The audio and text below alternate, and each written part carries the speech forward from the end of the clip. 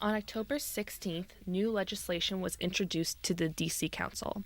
Entitled Care for LGBTQ Seniors and Seniors with HIV Amendment Act of 2018, this bill creates an LGBTQ Elder or Senior Bill of Rights in long-term care. This includes protection for LGBTQ seniors who are in long-term care facilities and requires training for those who work with these seniors. The other part of the bill defines LGBTQ seniors as a group of greatest social need for the purposes of administering the Older Americans Act, which provides funding for this demographic. We have a very robust Human Rights Act here in the district. It covers everything you can imagine from employment, public accommodations, housing, credit.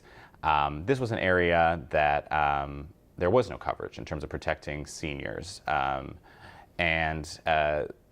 Actually looking into the sort of the history of this kind of legislation, DC would be one of the first jurisdictions to pass this kind of legislation. The legislation was introduced by Councilmember Mary Cheh of Ward 3 with the support of at-large Councilmember Anita Bonds.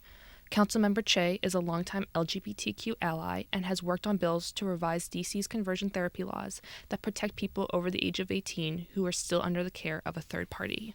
We have heard from various people that our elders in long-term care often are essentially forced back into the closet. They face discrimination at a time of their life and in the circumstances that make them particularly vulnerable and less able to defend themselves. Those of us who don't fit people's traditional notions of what our lives should look like don't tend to distinguish among us that carefully. They lump us all in under their same epithets of queer or whatever.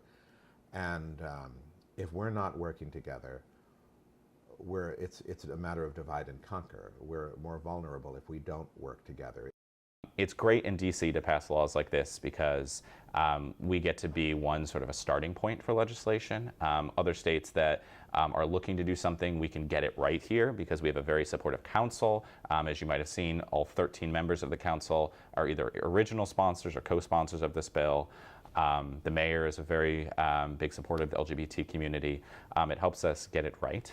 I think it's going to be great what we call model legislation because we get to do it.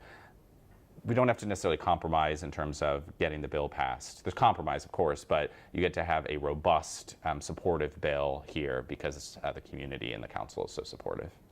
Right now, the bill is still with the Housing and Judiciary Committees. There is no hearing scheduled as of yet.